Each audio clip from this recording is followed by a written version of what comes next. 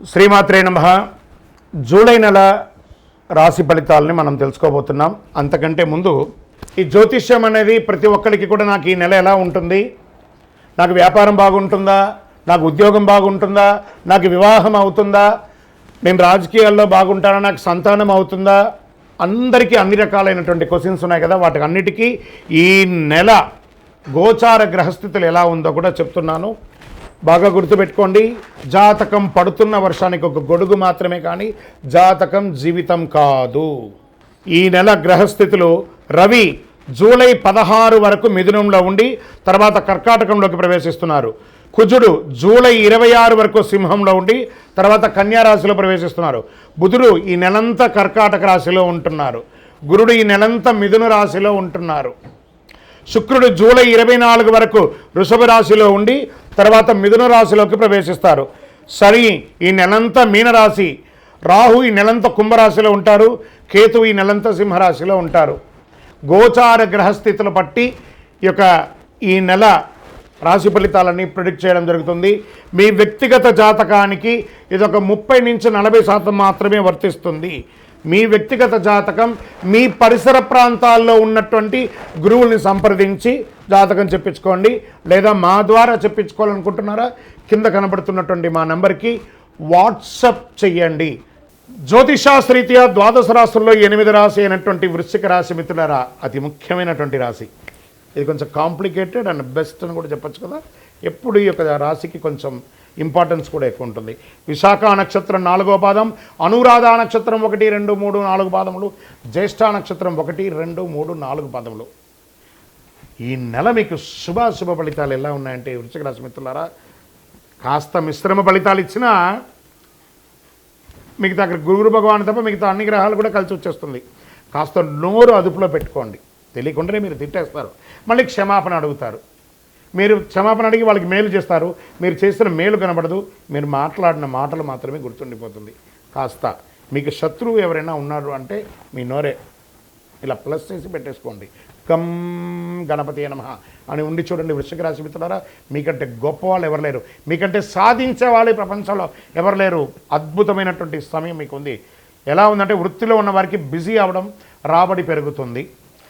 వ్యాపారాల్లో అంచనాల మించి లాభం కనిపిస్తాయి. ప్రత్యర్థులు పోటీదారులతో కాస్త జాగ్రత్తగా ఉండండి. ఆకస్మిక ధనలాభం ఉంది. ఆర్థిక ప్రయత్నాలు అన్నీ కలిసి వస్తాయి. ఈ నెల దాదాపు పట్టిందల బంగారమే అయ్యే అవకాశాలు ఉన్నాయి. ధనయోగాలు పట్టడానికి కూడా అవకాశాలు ఉన్నాయి. అనేక మార్గాల ద్వారా ఆదాయం పెరిగి ఆర్థిక సమస్యలు తగ్గుముఖం పడతాయి. ఉద్యోగం, పెళ్లి ప్రయత్నాలు విజయవంతమవుతాయి. 1, 2 శుభ పరిణామాలు చేసుకుంటే గృహప్రవేశం అన్నీ కూడా సెట్ అవుతుంది. ప్రేమ వ్యవహారంలో దూసుకుపోతారు. వైవాహిక జీవితం అంటే దాంపత్యం గురించి మిశ్రమంగా ఉంటుంది. కాస్త పట్టు విడుపుగా ఉండండి చాలు. స్త్రీ పురుషులు ఇరువురు కూడా మాస ద్వితీయంలో కుటుంబంలో మీ జీవిత భాగస్వామి మరియు పిల్లలతో అవాంఛిత వాదనలు తలెత్తవచ్చు. మానసిక ప్రశాంతత కాస్త దెబ్బతినే అవకాశాలు ఉన్నాయి. నిద్రలేని రాత్రులు గడపాల్సి రావచ్చు. జాగ్రత్త. మన కుటుంబమే కదా, మన పిల్లలే కదా, మన భార్య పిల్లలే కదా, సర్దుకోపోండి. స్త్రీ పురుషులు ఎవరైనా పిల్లలు చదువుల మీద శ్రద్ధ పెట్టడం మంచిది. విద్యార్థులకు ఆశించిన విషయాలు సాధిస్తాయి. ఆరోగ్యం, గుండె లేదా ఛాతీ సంబంధిత సమస్యలు ఉన్నవారు ఈ నెల ప్రత్యేక జాగ్రత్తలు తీసుకోవాలి. శారీరక రుగ్మతలు ఉన్నాయి. కొలెస్ట్రాల్ మరియు రక్తపోటు హెచ్చుతగ్గులు అవుతాయి. జీర్ణ సమస్యలు తలెత్తవచ్చు.